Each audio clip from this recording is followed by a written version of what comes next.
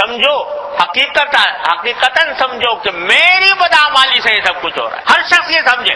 جب ہم کہتے ہیں ہماری بدعمالیاں تو دوسروں کا خیال آتا ہے کہ وہ دوسرے ایسی بدعمالیاں کر رہے ہیں لہذا اس کے نتیجے میں یہ عذاب ہم پر آ گیا. اپنا خیال نہیں آتا کہ میں بھی کسی بدعمالی میں مبتلا ہوں, میں بھی کسی غلطی میں مبتلا ہوں. تو ذرا اس بات کا استحضار کرو. ایک وہ تھے حضرت ذوالنون مصری رحمۃ اللہ علیہ, کبھی نام سنا ہوگا. ذوالنون مصری رحمۃ اللہ علیہ بڑے درجے کے اولیاء اللہ میں سے ہیں, اونچے درجے کے اولیاء اللہ میں سے. ان کے بارے میں لکھا ہے کہ ایک مرتبہ قحط پڑا ہوا تھا, بارش نہیں ہو رہی, تو لوگ جو ہیں حضرت کے پاس پہنچے کہ حضرت بارش نہیں ہو رہی, قحط پڑا ہوا ہے, لوگ پریشان ہیں, کچھ دعا کر دیجیے. تو حضرت ذوالنون مصری نے فرمایا کہ بھائی دعا تو کر دوں گا لیکن ایسا لگتا ہے کہ یہ تو سارا وبال میری وجہ سے آیا ہوا ہے, میرے گناہوں کی وجہ سے آیا ہے, اس لیے میں ایسا کرتا ہوں کہ بستی چھوڑ کے چلا جاتا ہوں. میں بستی چھوڑ کے چلا جاؤں تو شاید اللہ تبارک و تعالیٰ اپنی رحمت کی بارش بھیج دے, کیونکہ مجھے تو یہ لگتا ہے کہ میرے گناہ اصل سبب ہیں اس بارش کے نہ آنے کا اور قحط نازل ہونے. اب اتنا بڑا ولی اللہ ہے,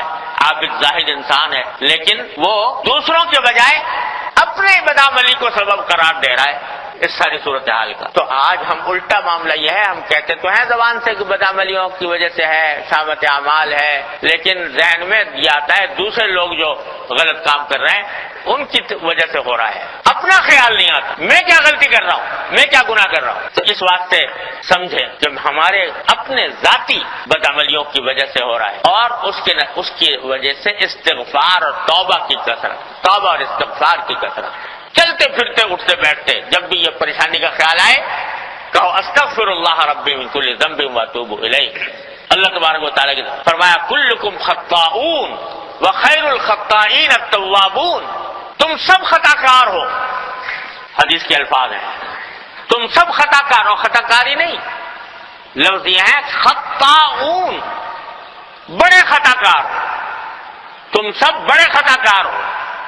وخیر الخطائین التوابون, اور خطا کاروں میں سب سے بہتر وہ لوگ ہیں جو پھر توبہ کرتے ہیں, اللہ تعالی کی طرف رجوع کرتے ہیں. تو توبہ اور استغفار کی کثرت کو اپنا مشغلہ بنائیں. جتنے دیر تبصرہ کر رہے ہیں, جتنے دیر حالات پر بلا وجہ گفتگو کر رہے ہیں, اتنا وقت اللہ تعالیٰ کی طرف رجوع کر کے توبہ اور استغفار میں صرف کریں. اللہ تبارک و تعالیٰ ہمارے گناہوں کو معاف فرما دے اپنی رحمت سے, اس کی طرف متوجہ ہوں اور اللہ تعالیٰ سے فریاد کریں کہ اللہ ربی انی ظلمت نفسی ظلما کثیرا, اے اللہ میں نے اپنے جان پر بہت ظلم کر لیا. ربنا ظلمنا انفسنا, ہم نے اپنی جانوں پر بہت ظلم کیا ہے. فإن لم تغفر لنا وترحمنا لنكن من الخاسرین, اگر آپ نے مغفرت نہ فرمائی, رحم نہ فرمایا, ہم بڑے خسارے میں ہو جائیں. کہو اللہ تعالیٰ کہ اللہ یہ حالات ہم سے برداشت نہیں ہو رہے, یہ پریشانیاں مسلط ہیں ہماری بدعمالیوں کی وجہ سے. اے اللہ جن بدعمالیوں کی وجہ سے ہیں, اے اللہ اپنے فضل و کرم سے ان کو معاف بھی فرما دے,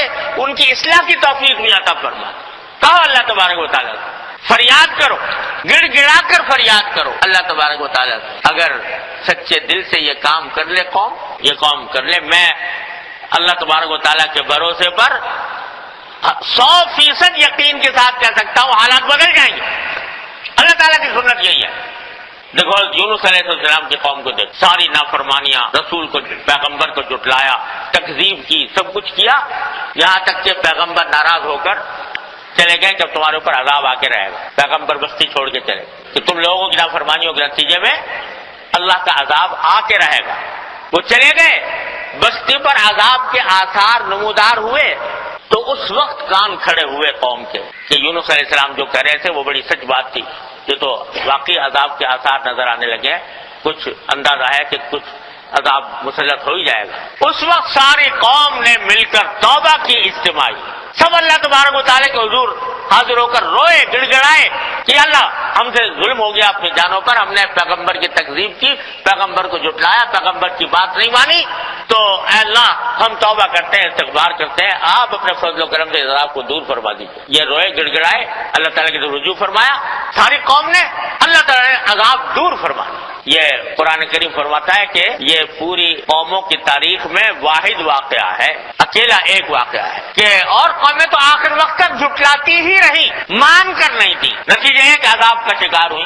لیکن یونس علیہ السلام کی قوم کے بارے میں فرمایا فلولا كانت قرية آمنت فنفعها ایمانها الا قوم یونس، صرف یونس کی قوم ایسی تھی کہ اس نے آخر میں جا کر توبہ کر لی، اللہ تبارک و تعالیٰ نے عذاب دور کر دیا۔ یہ اللہ تبارک و تعالیٰ کی سنت یہ ہے۔ اگر آج ہم اس توبہ اور استغفار کی طرف متوجہ ہو جائیں اور اس پیغام کو پھیلائیں دور تک کہ ہر شخص توبہ اور استغفار کی طرف متوجہ ہو، تو کچھ بعید نہیں ہے کہ دیکھتے ہی دیکھتے حالات بدل جائیں۔ اور استغفار کثرت سے کریں، اور سید الاستغفار جو نبی کریم صلی اللہ علیہ وسلم نے ارشاد فرمایا ہے وہ ہر مسلمان کو یاد کرنا چاہیے اور اس کو اپنا وظیفہ بنانا چاہیے۔ سید الاستغفار اللہم انت ربی لا الہ الا انت خلقتنی وانا عبدک وعلی عہدک ووعدک ما استطعت ابوء لک بنعمتک علی وابوء لک بذنبی فاغفر لی ذنوبی فانہ لا یغفر الذنوب الا انت۔ یہ سید الاستغفار ہے۔ فرمایا کتنا ہی کوئی گناہ کے انبار لے کر آ جائے اللہ تبارک و تعالیٰ اس استغفار کی بدولت معاف فرماتا ہے۔ اس کو